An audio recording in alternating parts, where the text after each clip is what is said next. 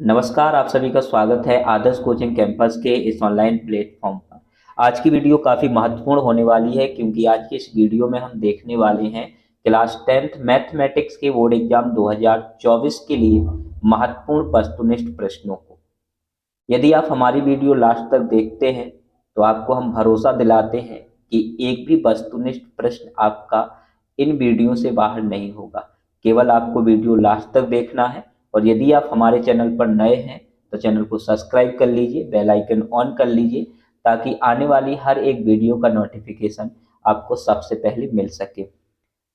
आज की इस वीडियो में फर्स्ट चैप्टर वास्तविक संख्याओं के वस्तुनिष्ठ प्रश्नों के बारे में डिस्कस करेंगे और हर एक वीडियो में अलग अलग चैप्टर के माध्यम से हम आपको सभी सब्जेक्ट के और सभी chapter wise MCQ question provide करा देंगे। हमारे साथ जुड़े रहने के लिए हमारे चैनल को सब्सक्राइब जरूर करें। देख सकते हैं आप आपके सामने फर्स्ट चैप्टर के सही विकल्प लिखे हुए हैं। पहला क्वेश्चन है 96 और 404 का एचसीएफ होगा। पहला ऑप्शन है 120, दूसरा ऑप्शन है 4, तीसरा ऑप्शन है 10, चौथा ऑप्शन है 3। इस प्रकार के क्वेश्चन जब भी आपको मिलेंगे तो पहले आपको सॉल्व करना है, उसके बाद आपको ऑप्शन टिक करना है। तो यहाँ पे पहले हम 96 और 404 का एचसीएफ निकालेंगे। तो बेटा 96 के फैक्टर बनाएंगे तो 96 को सबसे पहले 2 से काटेंगे तो 48, 48 को 2 से काटेंगे 24, 24 को 2 से काटेंगे 12, 12 को 2 से काटेंगे 6, 6 को 2 से काटेंगे 3, 3 को काटेंगे 3 से तो कितना हो जाएगा बेटा 1। इसके बाद 404 के फैक्टर बनाएंगे तो 404 को 2 से काटा तो 202 हो जाएगा। फिर 202 को 2 से काटेंगे तो 101 और 101 को 101 से काटेंगे तो 1। यहाँ पे देख सकते हैं 1 2 आपका यहाँ से कॉमन हो गया और 1 2 आपका यहाँ से कॉमन हो गया। दोनों का गुणा करेंगे तो 2 दूनी हो गया 4, यानी कि ऑप्शन नंबर बी आपका सही आंसर हो जाएगा। इसके बाद दूसरा क्वेश्चन है 12 और 15 का एचसीएफ होगा। पहला ऑप्शन है 3, दूसरा ऑप्शन है 4, तीसरा ऑप्शन है 10, चौथा ऑप्शन है 5। इसी प्रकार का क्वेश्चन है तो इसलिए हम इसको भी सॉल्व करेंगे और यहाँ पे फैक्टर बनाएंगे 12, 12 के फैक्टर बनाएंगे बेटा 2 से काटा 6, 2 से काटेंगे 3, 3 से काटेंगे 1। 15 के फैक्टर देखेंगे तो 3 से काटा 5 और 5 से काटेंगे 1। तो आप देख सकते हो केवल 3 कॉमन है, इसलिए 12 और 15 का एचसीएफ कितना हो जाएगा 3। एचसीएफ कितना हो जाएगा 3, यानी कि ऑप्शन नंबर ए हमारा सही हो जाएगा। इसके बाद तीसरा क्वेश्चन है दो संख्याओं का गुणनफल 32 तथा उनका एलसीएम 8 तो उनका एचसीएफ होगा। अब यदि आपको याद हो तो पहले चैप्टर में हमने एक फॉर्मूला आपको समझाया था। फॉर्मूला था दोनों संख्याओं का गुणनफल, दोनों संख्याओं का गुणनफल गुणनफल बराबर होता है उन्हीं संख्याओं का एलसीएम गुणे एचसीएफ के बराबर। यहाँ पे आप देख सकते हैं कि दोनों संख्याओं का गुणनफल हमें 32 दिया गया है और उनका एलसीएम 8 दिया गया है। तो 32 बराबर हो जाएगा एलसीएम 8 और एचसीएफ हमें निकालना है। यहाँ पे 8 गुणा के रूप में है, बटे में जाएगा तो 32 बटे 8 बराबर क्या हो जाएगा एचसीएफ, कैंसिल कर देंगे तो हो जाएगा हमारा 4, यानी कि तीसरे का ऑप्शन नंबर ए हमारा 4 जो है वो सही हो जाएगा। इसके बाद चौथा क्वेश्चन है 4 और 7 का महत्तम समाप्त वर्तक ज्ञात कीजिए, मतलब एचसीएफ कितना होगा। तो इसके भी पहले हम फैक्टर बनाएंगे। तो बेटा 4 के फैक्टर बनाओगे तो 4 2 से काटोगे तो 2, 2 से काटोगे 1 और 7 के फैक्टर बनाओगे तो 7 तो 7 से ही कटेगा तो यहाँ पे देख रहे हो कि कोई भी फैक्टर कॉमन नहीं है, इसका मतलब है उभयनिष्ठ फैक्टर क्या होगा, 1। मतलब 4 और 7 का जो HCF होगा वो कितना हो जाएगा, 1, और ऑप्शन नंबर ए हमारा सही हो जाएगा। इसके बाद पांचवा क्वेश्चन है, 5, 15, 20 के LCM और HCF का अनुपात होगा। यानी पहले हम 5, 15 और 20 का LCM निकालेंगे, HCF निकालेंगे और फिर उसका अनुपात देखेंगे कि कितना है।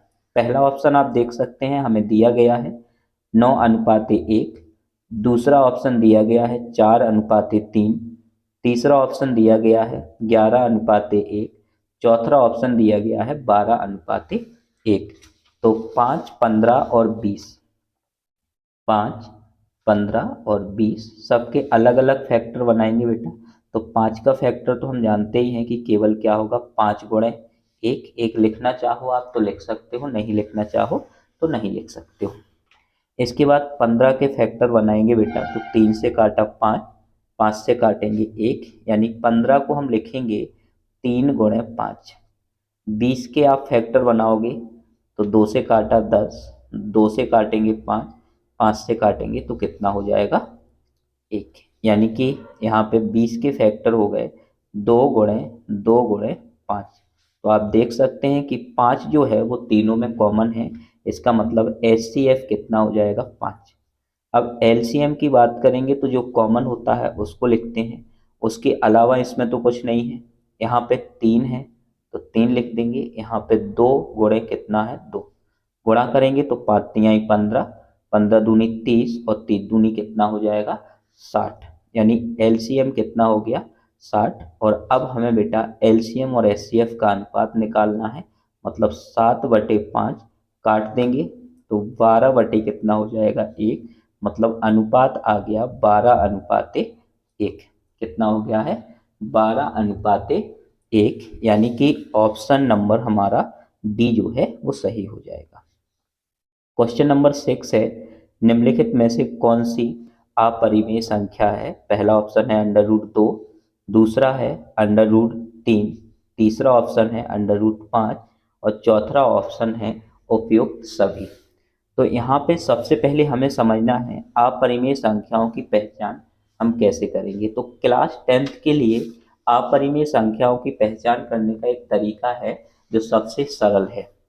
यहाँ पे हम सबसे ज़्यादा ध्यान देते हैं कि जब भी हमें अंडर रूट के अंदर कोई ऐसी संख्या मिले जिसे हम बाहर ना निकाल सकें।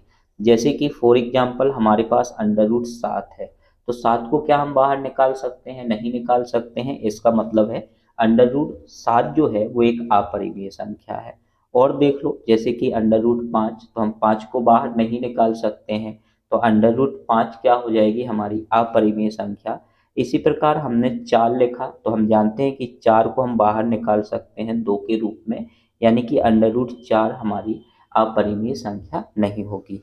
इस वजह से आप यहाँ पे ध्यान देंगे तो ना तो हम √2 को बाहर निकाल सकते हैं, ना ही √3 को बाहर निकाल सकते हैं, ना ही √5 को बाहर निकाल सकते हैं। इसलिए छठवें का ऑप्शन नंबर डी हमारा क्या हो जाएगा, सही हो जाएगा। इसके बाद सातवां है कि 12, 15 और 21 का LCM जो है निकालिए। तो LCM तो आप एक साथ निकाल सकते हैं, जैसे कि 12, 15 और 21। यहाँ पे देखोगे तो पहले हम 2 से कैंसिल करेंगे तो 12 हो जाएगा, 15 जैसा लिखा है वैसे ही लिख देंगे, 21 जैसा लिखा है वैसे ही लिख देंगे। इसके बाद फिर 2 से करेंगे तो ये 3 हो जाएगा, ये 15 हो जाएगा और ये 21 का 21। 3 से काटेंगे बेटा तो यहाँ पे देखोगे तो 1, ये 5 बार में कटेगा और ये 7 बार में। अब हम स्पष्ट रूप से देख सकते हैं कि 5 और 7 और हो जाएगा, यानी 1, 1 और यहाँ पे भी 1 हो गया। समझ गए ना, यहाँ पे वैसे 7 लिखना चाहिए, फिर यहाँ पे 1, 1। अब हमें इनका गुणा करना है तो 2 दूनी कितना होता है, 4 और 4 तिहाई हो गया 12, 12 पंचे 60 और 60 गुणे 7 तो 7 छम 42, यानी कि 420। तो पहला ऑप्शन हमारे पास क्या है, 180, 315, 420 और 252। तो ऑप्शन नंबर सी हमारा 420 जो है सही हो जाएगा। इसके बाद हम देखते हैं क्वेश्चन नंबर 8 में क्या है बेटा। यदि दो संख्याओं का गुणनफल 135 तथा उनका एचसीएफ 3 है तो एलसीएम ज्ञात कीजिए। फिर से हमें उसी फॉर्मूले को लगाना है।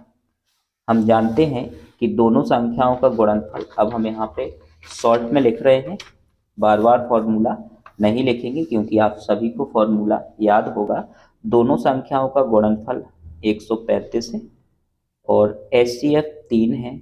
एलसीएम हमें यहाँ पे निकालना है। 3 बटे में आ जाएगा 135 बटे 3, काट देंगे, तीचों के 12 और ती पाँचे 15, यानी कि एलसीएम जो है वो कितना हो जाएगा 45। तो पहला ऑप्शन 45 था, तो ऑप्शन नंबर हमारा ए सही हो जाएगा। दूसरा ऑप्शन 315 है, तीसरा ऑप्शन 420, चौथा ऑप्शन 135। 9वें क्वेश्चन में आप देख सकते हैं, इसमें कह रहा है कि 17, 23 और 28 का एचसीएफ होगा। तो यहाँ पे सबसे पहले हम 17 के फैक्टर बनाएंगे, तो 17 तो 17 से ही कैंसिल होगा। 23 को देखेंगे तो 23 से ही कैंसिल होगा।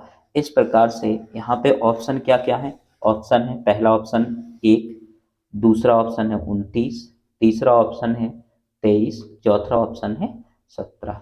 यहाँ पे हमारा पहला ऑप्शन जो है सही हो जाएगा ए। पहला ऑप्शन सही हो जाएगा ए। इसके बाद आप देख सकते हैं 10वां क्वेश्चन है 11 और 13 का एचसीएफ होगा। पहला ऑप्शन है 11, दूसरा ऑप्शन है 13, तीसरा ऑप्शन है 143, चौथा ऑप्शन है 1। क्या निकालना है बेटा हमें, 11 और 13 का एचसीएफ बताना है। तो 11 ना तो 13 को विभाजित करेगा और 13 ना तो 11 को विभाजित करेगा, तो इस सिचुएशन में दोनों का एचसीएफ होगा 1, यानी कि ऑप्शन नंबर डी हमारा सही हो जाएगा। इसके बाद क्वेश्चन नंबर 11 है 8, 9 और 25 का एलसीएम होगा। किस किस का निकालना है बेटा, 8, 9 और 25 का एलसीएम। तो इसको देखेंगे तो 2 से काटा बेटा, यहाँ पे 4 हो जाएगा, 9 का 9 और जे 25 का 25।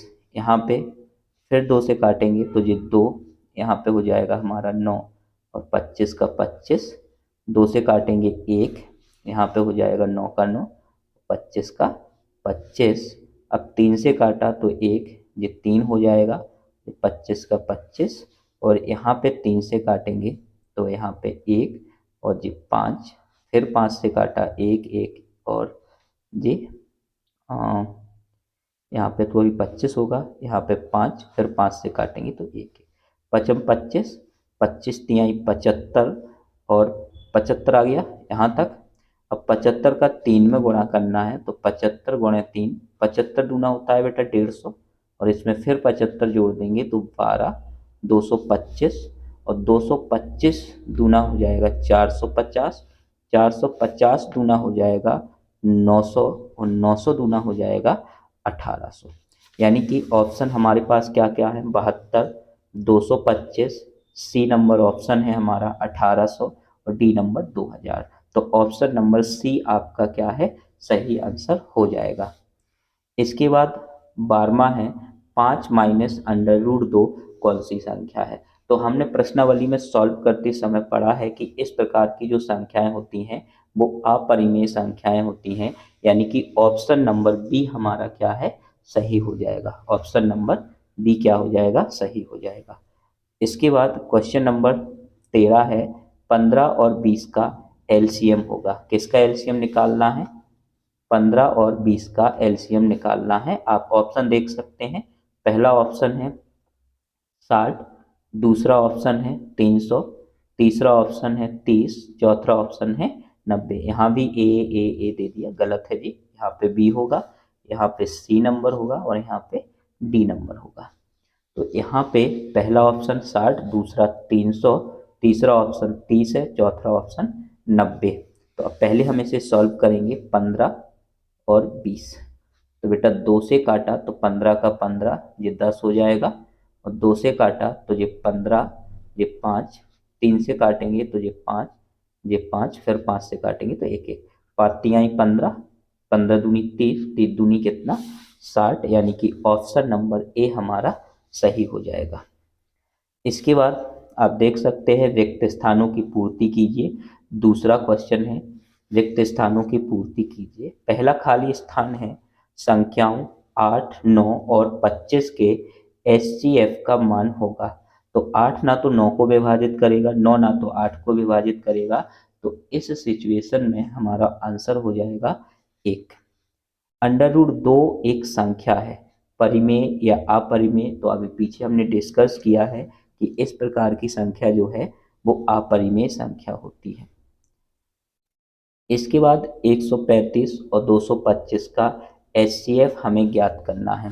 तो इस साल तो बाकी एल्गोरिथम थ्योरम हट गया है, वरना हम उससे भी निकाल सकते। यहाँ पे 135 और 225 का जो एचसीएफ है वो आएगा आपका 45। कितना आएगा? 45 आएगा। तो आप चाहें तो इसके अभाज्य गुणनखंड विधि के माध्यम से इसको निकाल सकते हैं।